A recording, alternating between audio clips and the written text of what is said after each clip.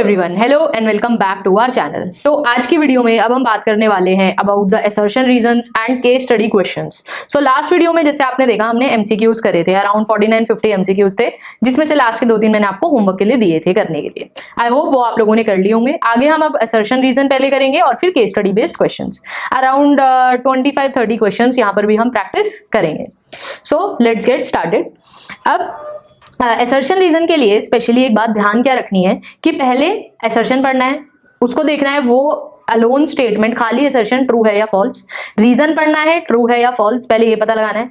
अगर दोनों ट्रू हों तो हमें आगे की प्रोसेस करनी है। अगर दोनों ट्रू होंगे तो हमें देखना पड़ेगा, तो हमें क्या करना है, हमें असर्शन और रीजन के बीच में फिर बिकॉज लगा करके पढ़ना है कि मान लो कुछ असर्शन है कि एक्स वाई जेड, रीजन है ए बी सी, तो आपको ऐसे पढ़ना है X Y Z is because A B C. ऐसे रीजन और असर्शन के बीच में बिकॉज लाना है और देखना है कि फिर रीजन असर्शन को सपोर्ट कर रहा है या नहीं। अगर दोनों में से कोई भी फॉल्स हो तो आपके पास ऑप्शन ऑलरेडी है चूज करने का, आपको डायरेक्ट आंसर मिल गया। अगर दोनों ट्रू हो उस केस में दो मोस्ट कंफ्यूजिंग ऑप्शंस होते हैं कि रीजन करेक्ट एक्सप्लेनेशन है या नहीं, तो उसके लिए ये ट्रिक है कि बिकॉज लगा के पढ़ना है। तो जैसा आप स्क्रीन पे देख रहे हो असर्शन रीजन में अगर दोनों ट्रू हो और करेक्ट एक्सप्लेनेशन हो रीजन, तो हमारा ऑप्शन आंसर हो जाता है ए। अगर दोनों ट्रू हो रीजन करेक्ट एक्सप्लेनेशन नहीं है तो आंसर होता है बी।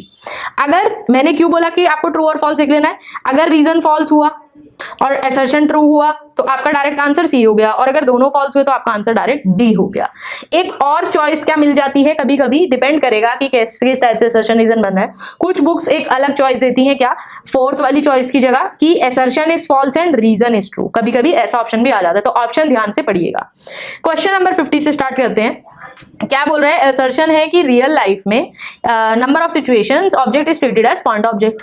ट्रू है, ये तो ऑब्वियस सी बात है कि बहुत सारी सिनेरियोज में हम ऑब्जेक्ट को पॉइंट ऑब्जेक्ट मान लेते हैं। रीजन क्या दे रहे हैं उसका कि object is treated as point object as far as it size is much smaller than the distance. पहली बात तो रीजन अपने आप में ट्रू है, ये बात तो ठीक है, बट अगर हम बिकॉज लगा के पढ़ें तो क्या ये सेंस बना रहा है कि रियल लाइफ में बहुत सारी सिचुएशंस में हम पॉइंट ऑब्जेक्ट ट्रीट करते हैं, क्योंकि पॉइंट ऑब्जेक्ट कब ट्रीट होगा, जब उसका साइज बहुत छोटा है। तो रीजन भी सपोर्ट कर रहा है, यानी कि करेक्ट आंसर क्या हो जाएगा, option A. Next question, displacement of the body is zero, distance covered by it may not be zero. तो ये तो ट्रू है, क्यों, डिस्टेंस जीरो, डिस्टेंस अगर कोई ऑब्जेक्ट मूव करा है तो डिस्टेंस जीरो नहीं होगा, बट डिस्प्लेसमेंट जीरो हो सकती है। आप जहां से स्टार्ट करा आपने आप वहीं वापस आ गए तो डिस्प्लेसमेंट जीरो हो गई और डिस्टेंस नॉन जीरो होगा। सो ये स्टेटमेंट हो गई ट्रू। नेक्स्ट में क्या बोला, displacement is a vector quantity, distance is a scalar quantity, ये भी ट्रू है। बट अगर बिकॉज लगा के पढ़ें तो क्या डिस्प्लेसमेंट जीरो और डिस्टेंस नॉन जीरो इसलिए होता है क्योंकि डिस्प्लेसमेंट वेक्टर क्वांटिटी है? नहीं, क्यों, क्योंकि डिस्प्लेसमेंट शॉर्टेस्ट पाथ होता है, इसीलिए डिस्प्लेसमेंट जीरो होता है। तो रीजन करेक्ट एक्सप्लेनेशन नहीं है, तो आंसर क्या हो गया, option number B. Next question में क्या बोल रहे हैं, object can have constant speed but variable velocity. ये तो ट्रू है।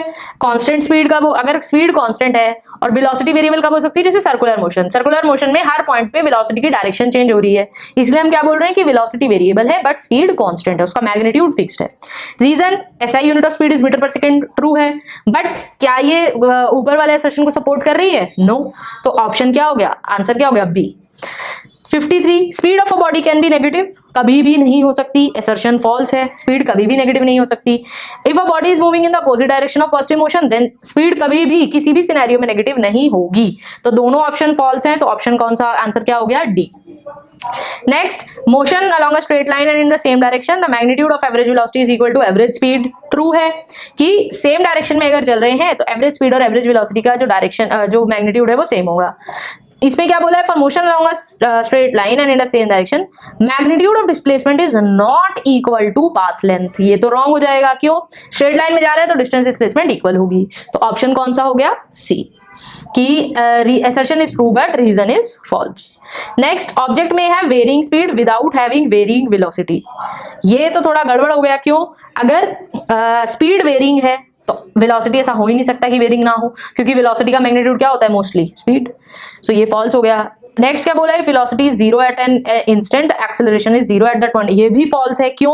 अब यहाँ पर रीजन थोड़ा सा आपको कंफ्यूज कर सकता है, तो रीजन के लिए एक एग्जांपल हमेशा क्या याद रखना है, free fall motion. Free fall में क्या होता है, हमने किसी ऑब्जेक्ट को ऊपर फेंका तो हाईएस्ट पॉइंट पर भी एक्सेलरेशन तो लगता है एक्सेलरेशन ड्यू टू ग्रेविटी के बराबर का, बट हाईएस्ट पॉइंट पे वेलोसिटी जीरो हो जाती है। इसका मतलब हाईएस्ट पॉइंट पे इंस्टेंटेनियस वेलोसिटी तो जीरो है बट एक्सेलरेशन नॉन जीरो है, तो हमेशा ये ट्रू नहीं होता, तो इसलिए रीजन भी फॉल्स है। तो ऑप्शन कौन सा हो गया, D. Next, acceleration of a moving particle can change its direction without any change in the direction of velocity, ये तो गलत है। क्यों? क्योंकि डायरेक्शन, अगर वेलोसिटी की डायरेक्शन चेंज होगी तो एक्सेलरेशन की डायरेक्शन कैसे चेंज होगी। फिर रीजन क्या बोल रहा है, direction of change in velocity vector changes, direction of acceleration vector does not change, ये भी फॉल्स है। अगर चेंज इन वेलोसिटी का वेक्टर जो है वो चेंज होगा तो एक्सेलरेशन भी तो चेंज होगा। क्यों? क्योंकि एक्सेलरेशन क्या है, delta V by delta T. So option number D. ऊपर वाला भी 55 का आंसर भी क्या था, option D. 57, VT graph perpendicular to time axis is not possible in practice. VT graph is perpendicular to time axis, मतलब ऐसा ग्राफ बन रहा है, वीटी ग्राफ अगर परपेंडिकुलर होगा तो प्रॉब्लम क्या है कि एक ही टाइम पे, एक गिवन इंस्टेंट ऑफ टाइम पे आपकी वेलोसिटी बढ़ती जाएगी, इनफाइनाइट हो जाएगी। और अगर आप स्लोप भी देखोगे तो tan 90 आएगा, tan 90 की वैल्यू क्या होती है, इनफाइनाइट, मतलब एक्सेलरेशन इनफाइनाइट। तो ये तो ट्रू है, regular in real life acceleration कभी इनफाइनाइट तो नहीं हो सकता। रीजन क्या बोला, infinite acceleration can not be realised in practice. So reason भी ट्रू है, और अभी हम यही रीजन डिस्कस कर रहे थे असर्शन के लिए, रीजन भी ट्रू है, असर्शन भी ट्रू है, और करेक्ट एक्सप्लेनेशन भी है। तो आंसर क्या हो गया, ए। 58 में, in realistic situation xt, vt and at graph will be smooth, ये ट्रू है। क्यों?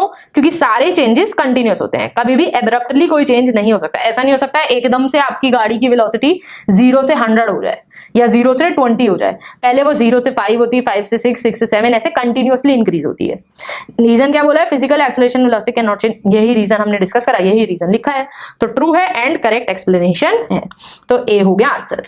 59 में क्या बोला है, body can not B accelerated when it is moving uniformly, ये तो फॉल्स होना चाहिए। फॉल्स क्यों होना चाहिए?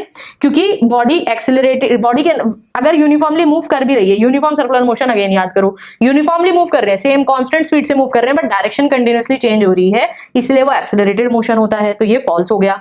रीजन क्या दिया है, when direction of motion of the body changes then body does not have acceleration, गलत है, फॉल्स। अभी यही डिस्कस करा हमने, तो ऑप्शन कौन सा हो गया, डी। 60 क्वेश्चन क्या बोल रहा है, for uniform motion velocity is the same as average velocity at all instants, ये तो ट्रू है। एंड रीजन क्या बोला है, uniform motion along a straight line object covers equal distance in equal time, uniform motion का वही है, velocity constant, xt graph ऐसा बनता है, सो ये भी ट्रू है। बट क्या ये रीजन सपोर्ट कर रहा है, नहीं, तो ऑप्शन कौन सा हो गया, बी। नेक्स्ट क्वेश्चन 61 में क्या बोल रहे हैं, body is momentarily at rest at the instant if it reverses the direction, सही बात है, जो भी मैंने ऊपर वाला आपको एग्जांपल दिया, ऑब्जेक्ट पत्थर को ऊपर फेंकोगे, हाईएस्ट पॉइंट पे रिवर्स हो रहा है, तो इसलिए हाईएस्ट पॉइंट पे एक इंस्टेंट के लिए ऑब्जेक्ट रेस्ट पे होता है, तो ये ट्रू है। उसके बाद इस रीजन क्या है, body can not have acceleration if its velocity is zero, ये हमने डिस्कस करा, बिल्कुल हो सकता है ये, तो ये फॉल्स है। सो ऑप्शन कौन सा हो गया, सी। 62 में क्या बोल रहे हैं, 62 में बोल रहे हैं, in the ST diagram position time graph given है, body starts moving in positive direction but not from s = 0, positive direction में क्यों मूव नहीं कर रहे, तो ये ट्रू होगा या फॉल्स, पहली बात तो ये हो जाएगा हमारा ट्रू। क्यों? क्योंकि ये जो पार्ट है t0 से पहले तक वेलोसिटी कैसी थी, नेगेटिव, मतलब आप ऐसा समझो कि आप नेगेटिव वाली साइड से वापस आ रहे हो अभी अपने ओरिजिन पे, और फिर t0 के बाद आप पॉजिटिव डायरेक्शन में जा रहे हो। रीजन क्या बोल रहा है, t0 velocity of a body changes its direction of motion, ये स्टेटमेंट तो कैसा होना चाहिए, ये स्टेटमेंट होगा फॉल्स। सो आपका ऑप्शन कौन सा हो गया, सी। ठीक है, अब बात करते हैं कि हमारा असर्शन क्या बोल रहा है नेक्स्ट क्वेश्चन में, acceleration of particle moving in straight, अगर एक्सेलरेशन डायरेक्टली प्रोपोर्शनल है टी के, इसको इंटीग्रेट करेंगे, मतलब हम एक्सेलरेशन को क्या बोल सकते हैं, डायरेक्टली प्रोपोर्शनल की जगह आप क्या लिख सकते हो, acceleration is equal to some constant times of T, integrate करोगे तो वेलोसिटी मिलेगी, इसको टाइम के रिस्पेक्ट में इंटीग्रेट करोगे तो क्या मिलेगा, kt²/2, इसको इंटीग्रेट करोगे तो क्या मिलेगी, पोजीशन, इसको इंटीग्रेट करोगे तो क्या मिलेगा, kt³/6। सो आपका जो डिस्प्लेसमेंट है it is varying by, sorry, अगर हमने बोला है straight line very, acceleration of a particle moving in a straight line varies as, हाँ, a is directly proportional to t, then s should be directly proportional to t³, ठीक है, s is directly proportional to t³, ये तो हो रहा है, तो ये ट्रू है। और मतलब s अगर पोजीशन है, अब ये पिक्चर थोड़ी सी क्लियर नहीं है यहाँ पे, शायद अगर एस बोल रहे हैं तो मेरे ख्याल से ये जो एस है ये आपका स्पीड होना चाहिए, ठीक है। तो स्पीड टी स्क्वायर के डायरेक्टली प्रोपोर्शनल है, तो ये हो गया ट्रू। रीजन क्या है, AT graph is a straight line then ST graph may be a parabola, ठीक है। सो ठीक है, क्लियर हो गया हमको। तो ये भी ट्रू है, ये भी ट्रू है, बट रीजन करेक्ट नहीं है, तो इसलिए ऑप्शन क्या हो गया, option number B. If you have any doubts you can post it in the comment section. Next हम स्टार्ट कर रहे हैं case based MCQs. Case based MCQs में क्या कर रहे हैं, केस स्टडी दे रखी है, नॉर्मल सी केस स्टडी है, बहुत बेसिक क्वेश्चंस है। क्वेश्चन से स्टार्ट करते हैं, क्या बोल रहे हैं, reference to the given figure position coordinates बताने हैं पी और आर पॉइंट के, बिल्कुल आसान सवाल है। ये एक्स एक्सिस पे दे रखा है, ये 0 है, पी कहाँ है, पी पॉइंट ए रहा, तो प्लस 360,0 कहीं दिख रहा है, ये रहा, तो ऑप्शन नंबर ए डायरेक्टली हो जाएगा। आर के coordinates -120,0। Displacement of an object can be, displacement vector quantity है, पॉजिटिव नेगेटिव 0 सब हो सकती है, तो all of the above. Next question में बोला है displacement of a car in moving from O to P, O to P जा रहे हो तो कितनी डिस्प्लेसमेंट होगी, O था ओरिजिन, P था 360, तो डिस्प्लेसमेंट कितनी हो गई, प्लस 360 पहले केस में। Moving from and its displacement in moving from P to Q, P to Q आ रहे हो तो डिस्प्लेसमेंट कितनी होगी, 360 से 240, मतलब माइनस करोगे तो कितना आ गया 120, बट माइनस का आएगा क्योंकि हम उल्टी डायरेक्शन में आ रहे हैं, नेगेटिव एक्स में चल रहे हैं। So plus 360 and minus 120, option number C, sorry option number A, plus 360 and minus 120, option number A. 67 में क्या बोल रहे हैं, if a car goes from O to P and returns back to O से P पे गए वापस O पे आ गए तो डिस्प्लेसमेंट कितनी होगी, 0, इनिशियल पॉइंट और फाइनल पॉइंट सेम हो गया। नेक्स्ट क्वेश्चन में क्या बोल रहे हैं, path length of journey from O to P and back to O से P गए, P से वापस O पे आए, मतलब 360 गए 360 वापस आए, तो 360 into 2 720, तो option B. Next case study किसके ऊपर है, average speed and average velocity. तो डायरेक्टली एक बार क्वेश्चंस देख लेते हैं। इफ यू वांट आप लोग एक बार वीडियो पॉज कर स्क्रीनशॉट लेके, मतलब वीडियो पॉज कर आप एक बार केस स्टडी रीड कर सकते हो। डायरेक्ट क्वेश्चन करते हैं। 250 metre long train moving with velocity given है, टाइम बताना है कितना लगेगा ट्रेन को एक 750 मीटर का ब्रिज क्रॉस करने में। तो टाइम क्या हो जाएगा, speed is equal to distance upon time होता है, टाइम क्या हो जाएगा, distance upon speed, correct. Distance कितना हो जाएगा टोटल 750 प्लस जो ट्रेन की लेंथ थी 250 मतलब 1000। अब एक कॉमन मिस्टेक क्या है कि आप स्पीड को ऐसे ही रख दोगे, पर स्पीड किसमें है, किलोमीटर पर आवर में, डिस्टेंस किसमें लिया है, मीटर में, तो इसलिए क्या याद रखना है, किलोमीटर पर आवर को मीटर पर सेकंड में मतलब कन्वर्ट करना पड़ेगा 5/18 से मल्टीप्लाई करके। जब आप ये चीज सॉल्व करोगे तो आंसर कितना आएगा, 80 सेकेंड्स। सो 69 का ऑप्शन क्या हो गया, सी। 70 नंबर क्वेश्चन में क्या बोला है, truck requires 3 hour to complete a journey of 150 kilometre, average speed कितनी हो जाएगी, distance upon time, straight forward question 50 kilometre per hour. Next question में क्या बोला है, average speed of a car between points A and B is 20 metre पर second, between B and C is 15। तो यहाँ पर एक ऐसे डायग्राम बना लेंगे, ए से बी में एवरेज स्पीड कितनी थी 20 मीटर पर सेकंड, बी से सी में 15 मीटर पर सेकंड, और सी से डी में कितनी स्पीड थी, एक सी से डी में कितनी स्पीड थी 10 मीटर पर सेकेंड। हमें निकालना है what is the average speed between A and D in the if the time, और टाइम बता दिया है, ए से बी जाने में कितना टाइम लगा 20 सेकेंड, बी से सी जाने में 10 सेकेंड और सी से डी जाने में 5 सेकेंड, ठीक है। तो हमें टोटल ए से डी जाने की एवरेज वेलोसिटी कैलकुलेट करके बतानी है। सिंपल सा काम करना है। एवरेज वेलोसिटी कैसे निकालोगे, total distance upon total time, distance निकाल सकते हो, speed is equals to distance upon time होता है, डिस्टेंस क्या हो गया, स्पीड इनटू टाइम, ठीक है। तो क्या करो, डिस्टेंस निकाल लो पहले तीनों में, ठीक है। तो डिस्टेंस यहाँ पे लिख लेते हैं, ब्लू कलर से डिस्टेंस लिख रहे हैं, स्पीड इनटू टाइम, 2 2 4 400, इधर 150 मीटर में आ रहा है सारा डिस्टेंस 50, टोटल डिस्टेंस कितना हुआ 200 और 400 600, ठीक है। तो टोटल डिस्टेंस हो गया 600, डिस्टेंस अपॉन टाइम करोगे, टाइम कितना था 20 सेकंड, 10 सेकंड और 5 सेकंड, 30 35 35 सेकंड, सो 600/35 कितना आ जाएगा 17.14 मीटर पर second. Next question, cyclist is moving on a circular track of radius 40 metre, completes half a revolution, मतलब ये सर्कल था, हाफ रेवोल्यूशन सिर्फ कंप्लीट करा है अभी साइक्लिस्ट ने, यहां से वो यहां डायमेट्रिकली अपोजिट एंड पर ही पहुंचा होगा। एवरेज वेलोसिटी बतानी है, एवरेज वेलोसिटी कैसे निकालोगे, डिस्प्लेसमेंट अपॉन टाइम से, डिस्प्लेसमेंट क्या हो जाएगी ट्वाइस ऑफ रेडियस, रेडियस कितना था 40 तो ट्वाइस ऑफ रेडियस कितना हो गया 80, और 80 मीटर कवर करने में कितना टाइम लगे 40 सेकंड, तो 2 मीटर पर सेकंड। नेक्स्ट क्वेश्चन में क्या बोला है, average velocity is geometrically represented by, average velocity पूछी है, कौन रिप्रेजेंट करेगा, 2-3 ऑप्शन है। अब डिस्प्लेसमेंट टाइम ग्राफ गिवन है, एक्सटी ग्राफ में अगर आपको वेलोसिटी निकालने तो कौन देता है उसका स्लोप। अब किसका स्लोप, एवरेज वेलोसिटी पूछ रहे हैं तो एवरेज वेलोसिटी किसी टाइम पीरियड में होगी, तो P1 और P2 की बात कर लेते हैं, तो slope of the tangent to the curve at P1 नहीं, slope at the tangent to the curve P2 नहीं, length of line P1 P2 नहीं, तो ऑप्शन क्या होगा, ऑप्शन नंबर बी। 73 का आंसर हो गया बी। लास्ट केस स्टडी किसके ऊपर है, यूनिफॉर्मली एक्सेलरेटेड मोशन के ऊपर है, फटाफट से देख लेते हैं।